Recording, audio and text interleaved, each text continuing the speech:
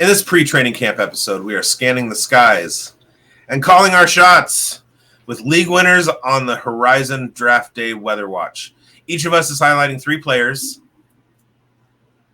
one from the early rounds, one from the middle, and one late, that we believe can shift the winds of a fantasy season. These are the potential league winners hiding in plain sight, ready to roll in like summer storms as drafts heat up and ADPs settle. This is your first look at the names we think will be on championship rosters come December. Watch the radar. These impact players are closing in. It's 36 degrees here in Davis, California, and in honor of the Tour de France starting on Sunday, allez, messieurs!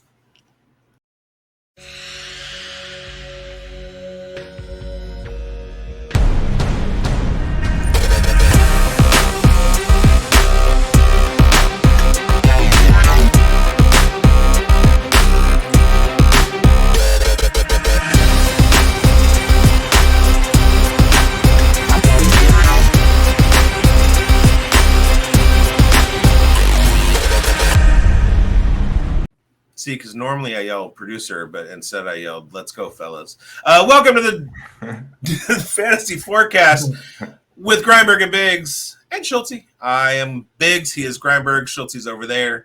And we're here to talk about league winners that are coming up in the later rounds and who we are looking at ADPs on and saying, that guy's a good deal. So join us, won't you? Join us, won't you? That was you made me chuckle on that intro, bigz. You always get me sometimes not expecting things. Right here on Fantasy Sports Advice Network. Exactly. I forgot that part. It was great. It was a good intro. Schulte, what do you got to say about that? I had no idea what he said, but I took it as my cue. I said, allez, monsieur. That means let's go, fellas. Let's go, fellas, in the old French language that I'm familiar with here up in Canada. But what we need our viewers to be familiar with is some of these league winners that we think are going to be pegged in their rounds, that they're going in and redraft drafts that, we're going to see some value here in. Now, we each got 3 players that we're going to go down, and our number 1 player is important for you guys to really, focus in on. Look at them. They're in the earlier rounds, and we're going to start with our late round guys here, bigz, and it starts with you. Who's your number 1 guy that you're looking at in the later rounds, looking at ADP that you're targeting, and why? Well, he's my number 3 guy. But as always, this is based on redraft ADPs. And redraft, we're basically going to be starting our redraft drafts in August. But we are gaining intel throughout the Dynasty and Scott Fishbowl seasons. We've been working on this stuff since January. So I have a guy that I'm super excited about. He's got a very good opportunity to pick up in the second half of the season and win you your league. And that is Cincinnati Bengals running back Tahj Brooks. Now, Tahj Brooks begins the season with everybody who has been waiting for Chase Brown to emerge, having him emerged, and now everybody is drafting Chase Brown very, very high, but they are 2 different running backs. And I don't think the Bengals want to use Chase Brown the way everybody who's drafting him in the 4th round wants them to use him. The guy that they want to use is Tahj Brooks. And in early parts of the OTAs and rookie minicamp, the Bengals coaching staff came out, and the euphemism that they used for Tahj Brooks was a bowling ball covered in razor blades. Now, that's out of the mouth of Zach Taylor, and when you have a head coach who's talking about a rookie running back like that, watch out, because he's going to have a role with this team. Now, looking back at his 2023 and 2024 seasons at Texas Tech, he had 290 and then 286 total attempts. And then he had 1,538 yards and 1,505 yards rushing in those 2 seasons, 10 and 17 touchdowns. But if you look a little bit deeper, there's a marker that we look at for college running backs to see if they are capable of being a 60-target guy in the NFL. And Tahj Brooks broke the 20-target threshold the last 3 years, having 26, 29, and 28 receptions, 164, 72, and 199 yards. He can catch out of the backfield.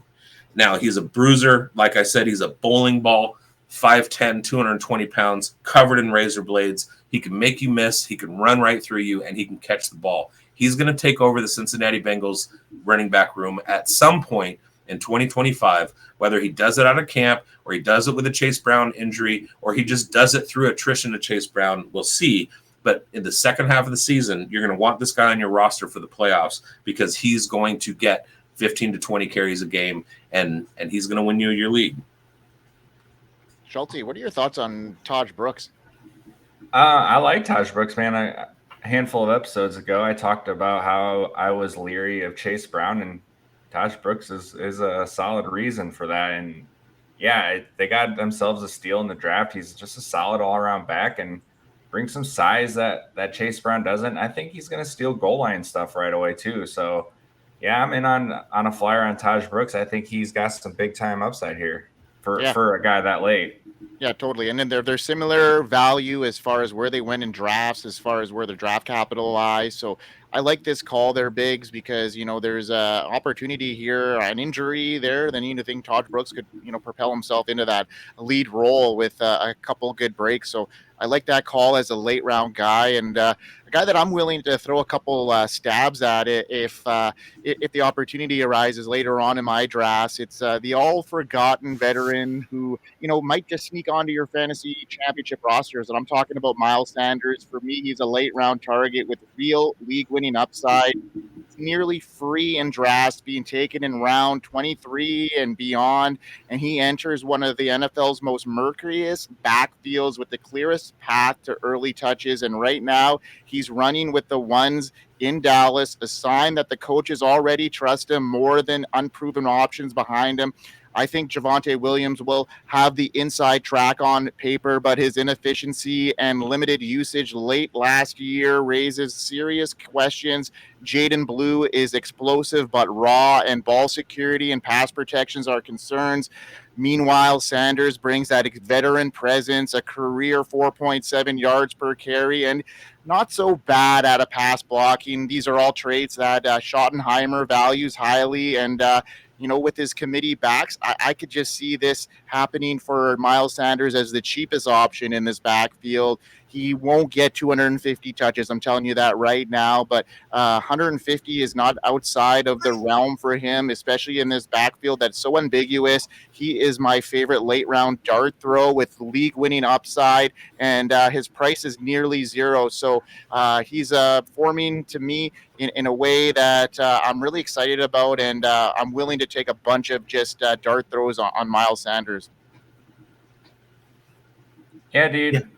I think Javonte stinks. Like that's where I'm at with Javonte at this point. Maybe he doesn't stink, but like those injuries, he never popped back from those. And I think the thing I like about Sanders is even last year he showed juice, man. Like he had some really big runs. Like I remember one I think against the Saints, a couple of really big plays that showed like, hey, this guy still got it. And in the 23rd round, like you aren't finding dudes who are popping on, making some highlight plays like that. Yeah, I want to track him through the preseason and see where he and Javonte Williams are as far as their efficiency per touch. And that's going to tell me all I need to know about where I draft Miles Sanders and redraft. I'm currently leaning more towards the Javonte Williams just because of the opportunity. But if he is being out efficiencyed by Miles Sanders throughout the preseason, then I'm definitely not in on Javonte, and I'm grabbing Miles Sanders when I can get him in the middle of the teens. All right, Schulte, you're up here, bud. Yeah, so I've got a guy here. You're getting late, and is a big play dude, super one of these hyper efficient guys who's not going to get you a ton of volume, but he's going to get the work done on limited touches. And for a guy that, hey, he only had 500 receiving yards last year, but I think he's got a chance to win your leagues this year. And I'm talking Marvin Mims. Now, we saw a couple huge games out of him to end the season, and touchdowns. He scored 4 out of 7 games he had a touchdown in coming down the stretch here. In his final 5 games, he had 3 top 13 weekly finishes, including wide receiver 3 and wide receiver 7 to end the season. So, and this, like I said, it's coming off limited volume. We're looking at only 52 targets on the year. Now, I'm expecting that to go up because I think with the Sean Payton offense, and as they developed, they kind of started to realize, like, hey, this guy can be a real weapon for us. So we saw some of the usage start to spike near the end of the year. And I think that carries over into going into 2025 here. We've got a rising offense with Bo Nix coming in another year in this Peyton system. I really think we're going to see a big step out of Marvin Mims. He's going to take a step volume-wise and production-wise. Some of that hyper efficiency stuff. The guy caught 39 balls last year and was 8th among wide receivers in YAC. Like, just stew on that for a second. 39 catches, 8th among wide receivers in YAC. This dude is explosive, man. I mean, he is because they're using him on returns. Like, they'll get him the ball any way they can. And the YAC numbers are just absolutely insane. And he was first among wide receivers in average target separation, which 2.73 yards. Like, and that on Player Profilers, when he catches the ball, what's the separation look like? So they know how to scheme him to get him open downfield, and he's just got the speed to do it as well. Now, looking at RJ Harvey, J.K. Dobbins coming in, I just talked about how I don't think Javonte is any good. I think both of these dudes are an upgrade over anyone they trotted out last year for running back. And I think you're going to see an improved running game, which is only going to help some of these deep shots from Marvin Mims. You're getting this guy late, and he's got a chance to just really pop off this year. Really a big fan of Marvin Mims. I talked about him on a couple episodes, whether it was the Pulse or Forecast. I think, if you look at how Bo Nix progressed last year, especially in the later half, they started opening him up, and that's when Marvin Mims started popping off. You mentioned his final, I think that 6-game stretch where he really was putting it on. I totally agree with you here, Schultze. I think Marvin Mims is a really late round guy, and he's creeping up into the middle rounds in some of these drafts that I'm seeing. So if you can get him in a later round situation, he's definitely, I think, the number 2 target. I know a lot of people think that Evan Ingram is going to be that guy for the Broncos, but I really think that Marvin Mims is really emerging here and could be the number 2 guy and a sleeper for y'all. What do you think, Biggs? As long as they stop throwing the ball to him behind the line of scrimmage, I think Marvin Mims can have a huge breakout. Also, I think Kansas City better look around because they could find themselves 4th in the division by the end of the season if they're not careful. And there you have it. All right, Biggs, who's your number 2 guy in the middle round? All right, this is a tough one for me because I have been talking about this guy for the last 7 months. And I'm almost tired of it. I'm almost to the point where I have like complete fatigue on talking about him. But I just took him within my top 11 in the Scott Fish Bowl. And there's a big reason why I'm still way in on Jayden Higgins, Texans wide receiver.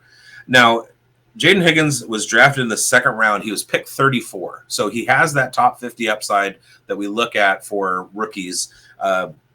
He went into in the top 50. So that is a huge indicator of fantasy success.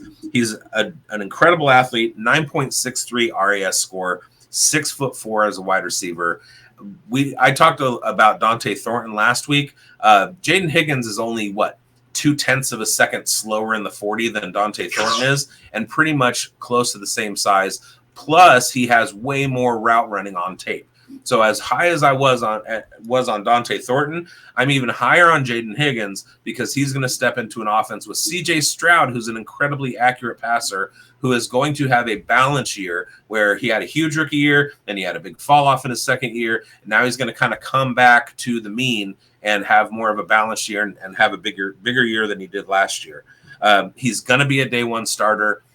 I think there's going to be some target competition with Jalen Noel. There was a point about a month ago where I was thinking, since Higgins and Nico are so similar, I think Jalen Noel might be the guy of the 2 rookies to own in that Texans offense. But the more I dwell on it, the more I know Jayden Higgins is going to be out there, and I got to take a chance on his talent and his opportunity. And so I'm still fully all in on Jayden Higgins. You've been talking about him for quite some time, Biggs. It's almost like ad nauseum, but I mean, you were back and forth near the end there. I make you nauseous. No. Oh. It's just a matter of how much he's been part of our vocabulary for a couple of months here, and it was before most people even heard of the name Jayden Higgins. You saw him at the Senior Bowl really pop off there, and yeah, I like what you saw. Schulte, I know you're really high on Higgins. You wrote him up in the rookie guide and did a really good job on that. And yeah, I think the optimism here, people saw him coming into that lineup and maybe are a little bit afraid or backed off of because they kind of similar profile to Nico Collins as far as how they operate. But I think they could both, exist in this offense, and the Texans, they showed their cards drafting him at such an early target in the second round there. So I love the call here, Biggs, and these rookies may not perform right out of the gate, but these are the guys we're looking at the later half of the season that could be these league winners that we're looking at. Schulte, anything to add to that?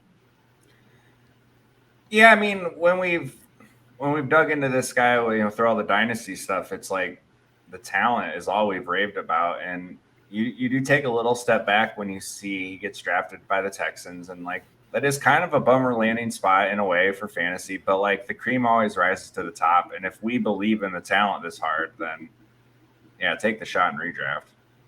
Absolutely. Now, I'm going to talk about a guy in the middle rounds that if you're waiting on quarterback, and I think this is the year to do it outside of the top three, I think that you could really push to get a guy that has clear winning upside, and I think he's in that range now, and bigz said it first. He gives us early Josh Allen vibes, and honestly, he's not far off. Drake Maye flashed legit dual threat potential as a rookie, despite dropped into one of the league's worst offensive environments.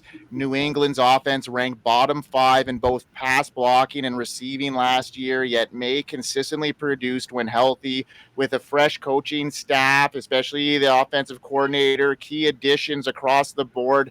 I think his year 2 breakout is brewing. And one of the reasons for optimism, Schulte, you mentioned him last week on the show, TreVeyon Henderson. He's not just explosive. He's a pass-catching machine, a top-tier pass protector, and exactly the type of back Josh McDaniels loves. McDaniels has a long history of funneling targets to his RBs. Think of James White, Dion Lewis, and even Josh Jacobs saw over 60 targets under him in 2022. So the numbers won't jump off the page, but context matters, and Maye started off from week 6 on and threw at least one touchdown in every game and played over 30% of those snaps, and is second among quarterbacks in scramble yards per game.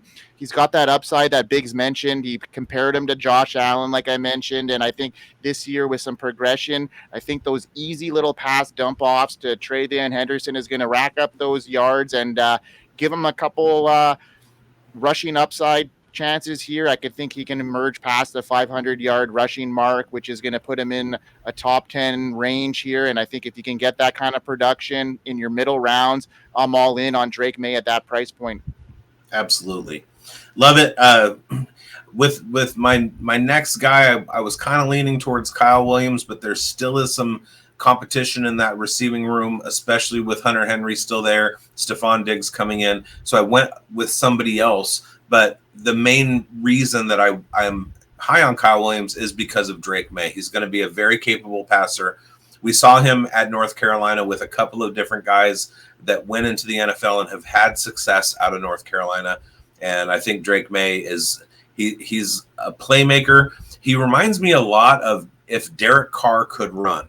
I watched Derek Carr for a lot of years take wide receivers and make them into something that they hadn't been before. And I think there's going to be a lot of that with Drake Maye throughout his career. Awesome. All right, Schulte, get into your number 2 guy. Yeah, so another guy here who didn't, it's not, he had an injury. So we saw another small sample size of some flash here, but I think going into this year with the opportunity he's going to get, we're gonna see some, I think, heavy volume all season long. And for a guy who's going at wide receiver 55, I really like this pick, and that's Cedric Tillman. And now looking at the Browns, he's just that big-bodied X receiver on the boundary guy that they haven't really had. And if you look at week 7 to 11 last year, one of those was the bye week, so they played 4 games. He averaged 10 targets a game and 18.5 fantasy points per game. And now this is with Jerry Jeudy on the field as well. He outperformed Jeudy in 3 of the 4 games. He got the concussion after this, the stretch where he really took off and just missed the rest of the year. I mean, it is what it is. But the way he burst on And I think the way they were able to utilize him, I think it's a team discovering a guy and realizing, hey, we got something here. You're expecting him to slot into a full-time starting role coming into 25. I know the quarterback situation is probably going to be a little murkier than, Jameis throwing all these passes because he's just chucking it. I mean, that's what we love about the guy, right? And he chucking it with no regard. So I think you might see a little bit of a dip.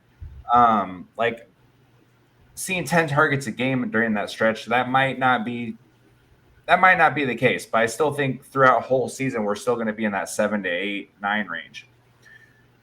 But the offense is hopefully going to be a little better with an improved ground game, but I still think the defense is going to give up a lot of points, and so they're going to be playing a lot from behind, and they're going to just not be a great team and they'll lose a lot of games. I think there's a lot of garbage opportunity here, which is kind of gross, but counts the same.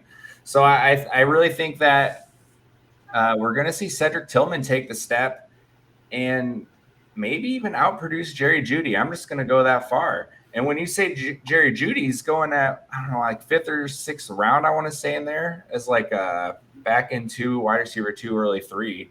And I'd rather hold, wait for wide receiver 55 and snag Cedric Tillman.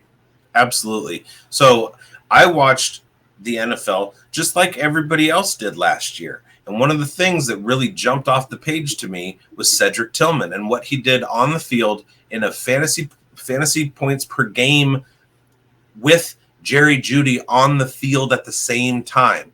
Then when he got hurt, Jerry Jeudy just started doing Jerry Jeudy things. And I've watched the narrative since the end of last year, and everybody's trying to like pump the Jerry Jeudy. I'm not in on him at all. I'm still in on Cedric Tillman. What I'm doing is we have Jerry Jeudy going right around pick 81 as wide receiver 39. Do not make that pick. Take Devontae Adams instead. And then later on, double up on Calvin Ridley and Cedric Tillman. And you have now just won your league. Yeah, I'm a little worried about any sort of pass catcher from the Browns in general with their quarterback situation. I'm okay with taking a stab on Tillman in some leagues I have, but Deontay Johnson might complicate things here too. He started off last year okay. It wasn't his performance on the field. He still showed he could separate, and they brought him in as a dart throw. It was a contract that might put some pressure on. So I'm just a little bit worried about that whole wide receiver room in general. So I'm gonna veer away, but I would definitely take some stabs on Cedric Tillman, like Schultz mentioned, and be wary about this Jeudy situation, like bigz had has some concerns there, because this whole Deontay Johnson, he's too high. He's too high. It is a really high with a team that doesn't really have a quarterback that is set out right now. They got 4 guys. Hey, you got Joe Flacco in the building. Come on, you got Joe Flacco. They got 4 guys vying for that spot, and you don't really know who's going to get it. And it's going to be Flacco. But I mean, at the end of the day, they don't want to have to go that route. So I think they're going to probably start the odd guy here and there, and it's going to get out of control early. They got Joe Flacco, and he's going to be fine, and he's going to finish the season. They're not going to go to Kenny Pickett. They're not going to go to Cedric Tillman, or to I was reading the thing. They're not going to go to Dylan Gabriel, and Shedeur Sanders might not even make the team. So what I'm trying to get at is you have Cedric Tillman, who is unique in his abilities, as opposed to Jerry Jeudy and Deontay Johnson, who are kind of like very similar receivers. So you put the coin on Cedric Tillman, and imagine, guys, we've heard some camp stuff about Jalen Hyatt coming out, and he's been like bigger and starting to get more involved in the Giants passing game. I'm going to plant a flag right here. Cedric Tillman, Jalen Hyatt, and Dante Thornton, all 3 former Tennessee wide receivers who have been on the outs because of their reputation. They're all going to finish in the top 48 this year. There it is. You got a flag. Come on, can we throw Velus Jones into that? Come on. All right. Well, let's hear from our sponsor here, Schultz, before we get into our spotlights, because it's important that everybody knows where to find us and everything that's great on the Fantasy Sports Advice Network.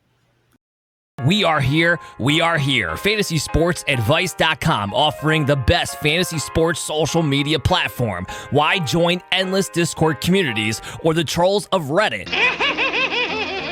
Fantasy Sports Advice is a community designed to help you win with 24/7 support. Go to FantasySportsAdvice.com and become a pro member for unlimited access. Again, go to FantasySportsAdvice.com today.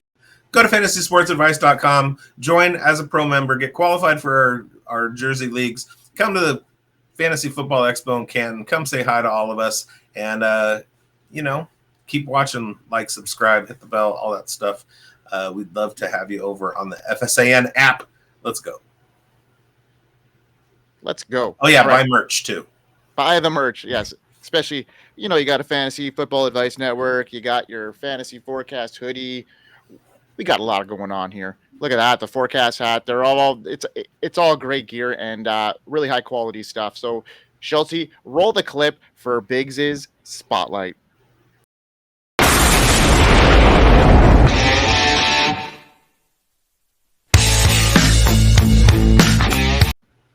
All right. I like Xavier Legette. And I like Adam Thielen. And I'm even a cokehead. I like Jalen Coker too. And I love me some Hunter Renfrow. But what is the one thing that all four of those guys have in common? They're all receivers that are support receivers. Up until this year, there hasn't been a number one alpha wide receiver in Carolina since I can't remember. And they went out and they drafted Tetaroa, don't call me Tet, McMillan, T-Mac, right? So last year, he had 31.68% receiving yards market share at Arizona. They were throwing to him a lot. He had the highest EPA rate in college football among wide receivers in this rookie class at 76%.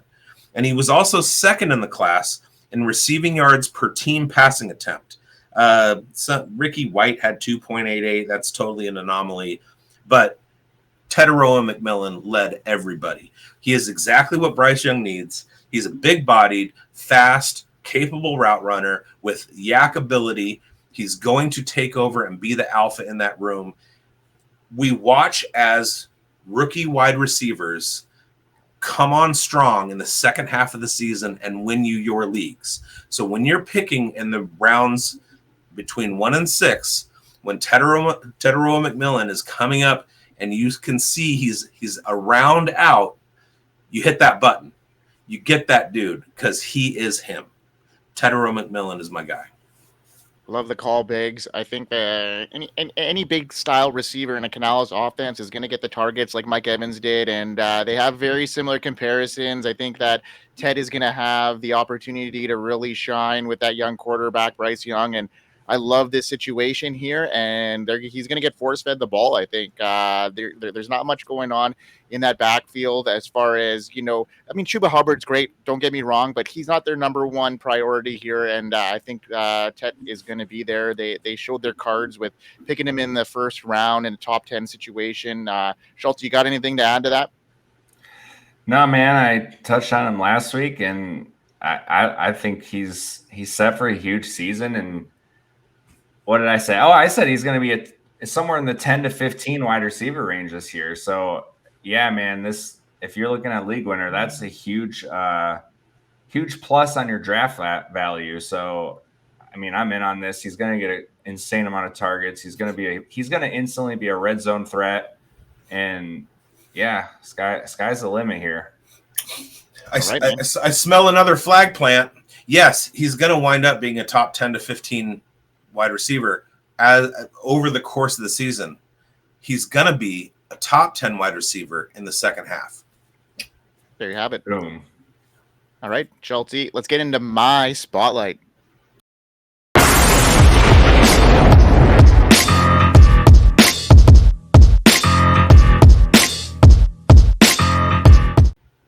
All right, right, so my spotlight player is going off the board as the wide receiver 60th overall player in redraft leagues, and I'm talking about Jameson Williams. He offers real top 15 upside at a wide receiver 3 price tag after a rocky injury suspension field start to his career. The former 12th overall pick finally started to shine in 2024, and what we saw down the stretch was consistent explosiveness, and it was too hard for me to ignore. From week 10 onward, Williams averaged 15.3 PPR points per game, which would have made him 22 wide receiver overall over a full season. And now with a new offensive coordinator and a defined role in Detroit's high-powered offense, I think he's set to take on another leap. John Morton, the new Detroit's OC, has already said he expects a breakout year from Williams, and all signs point to that prediction becoming reality.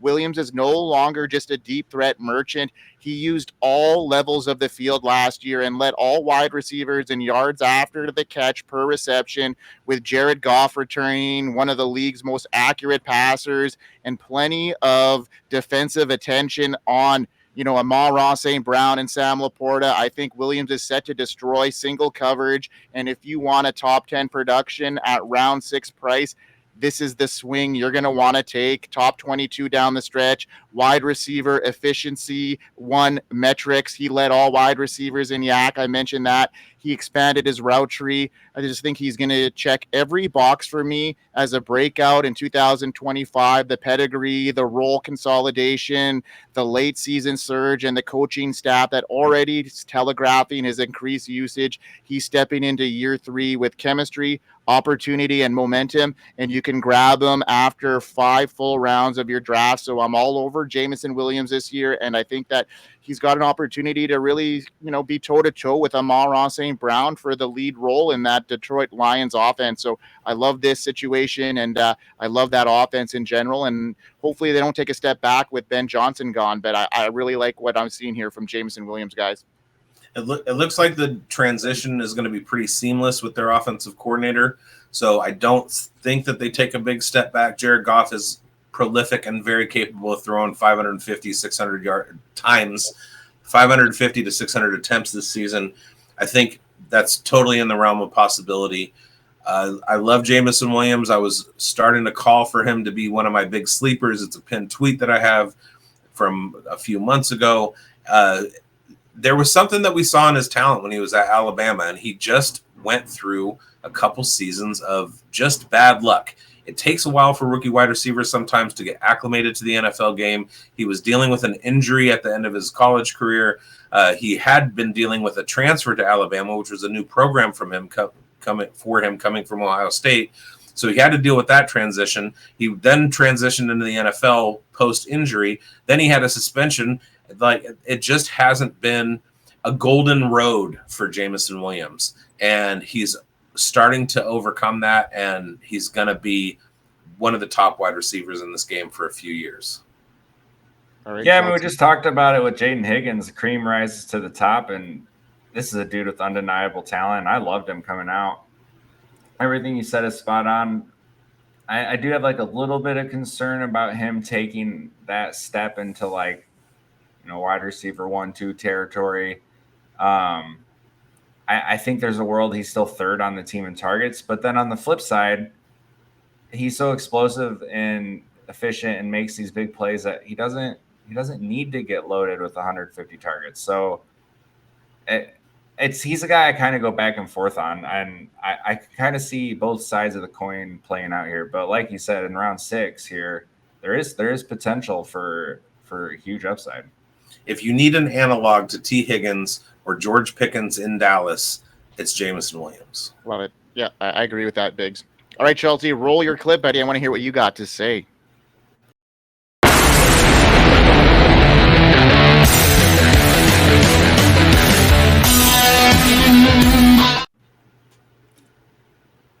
All right, man. So I'm going to go over to San Francisco, and we're going to talk about a 31-year-old that you're going to be taking in like 3rd round of your draft, maybe the 4th if you're lucky, and which sounds real icky, right? But it's George Kittle, and I'm going to tell you why you should have zero concerns.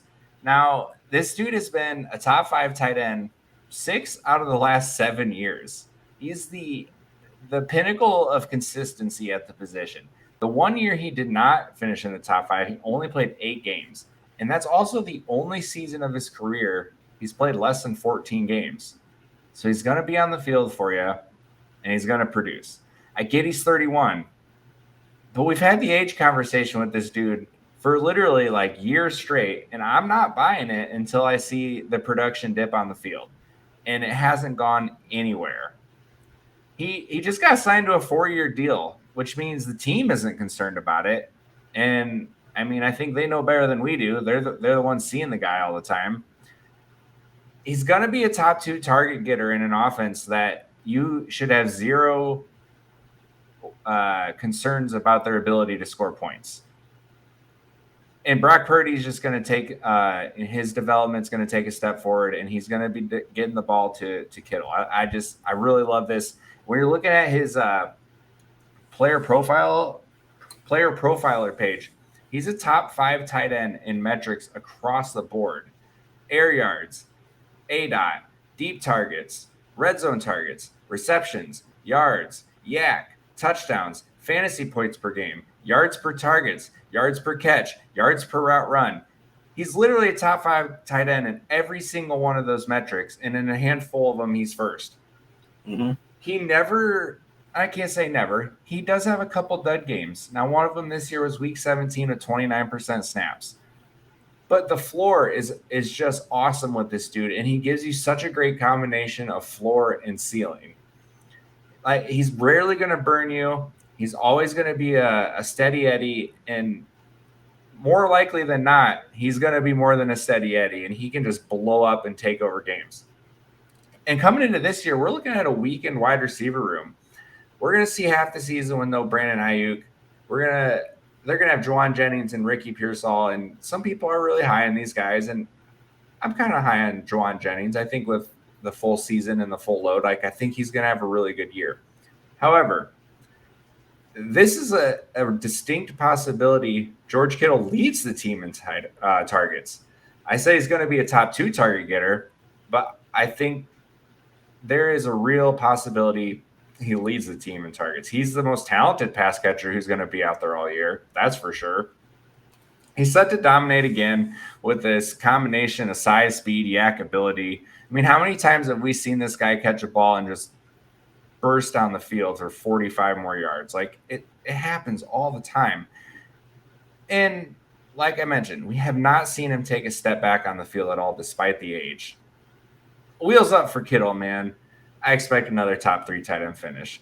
Wheels up for Kittle. And I'm not worried about the age at all. Tight ends age like wine. I'm not worried about a 31-year-old. You see how athletic he is. He does get banged up throughout the season, and, you know, hasn't played 16 or 17 seasons in a while. I have a tweet that I sent out a couple days ago. In 1985, Walter Payton finished the season with 282 fantasy points, which would have been RB7 in 2024. He was 32 years old. So somebody who had been a running back in the old NFL where people didn't give a crap and they tried to murder you for 11 seasons, and he was okay at 32. I'm not worried about George Kittle at 31. So Yeah, and he's elite right now still, and he's got that upside that Brock Bowers and Trey McBride have. I think there's a power tier 3 here at the tight end position, especially in redraft, and he's the cheapest one out of the 3, and I think he could really get into that tier as far as production goes. He's shown it throughout his career, and like Schulte said, he's only missed, he's played 14 games in most of his career season. So I love the call here, Schulte, and especially at the price, he could potentially be the tight end 1 this year, and no one would blink an eye. And you're getting him at the tight end 3 value. So great call there, guys. I think all of them are. He outscored those other 2 in fantasy points per game last year. Yeah. So say he does get hurt. In week 3, he gets injured and he misses 6 or 7 weeks, and then he comes back and you have him in the fantasy playoffs, and he's scoring more points per game than anybody at the tight end position. Like, you can pivot if he gets hurt, right? But he's the cheapest of the top 3. Grab him as the cheapest of the top 3 and then go win your league. There it Right. is. Nothing but amazing things to say about Brock Bowers and Trey McBride both. But when we're talking draft strategy here, yeah, wait till round 3, 4 if you're lucky and grab Kittle. In a dynasty, we're talking a totally different situation, but these guys are almost, splitting hairs here at the top tier there. So yeah, I love it, guys. We had some great picks here. I think our viewers are going to get a lot of great information from this episode when they get into their drafts in a couple of months here. And yeah, summer's hot. Our takes are hot. And bigz, finish off this show like you always do. Plug in our network, man. It's 36 degrees. Jeez. Celsius. Yeah, Canadian. Thank you guys for watching. Go ahead and like, subscribe, hit the bell, all that stuff. Thank you for joining us on Fantasy Sports Advice Network. Go to fantasysportsadvice.com and, join as a pro member, all that stuff. Buy our merch. Love us. Hate us. Just keep coming back. Hit the bell. And we hope you win. Keep commenting in our chat, folks, and don't be afraid if we chat back, because that's what we're here for your enjoyment from all of us. Engage. Yeah, let's go. We hope you win, folks. We hope you win.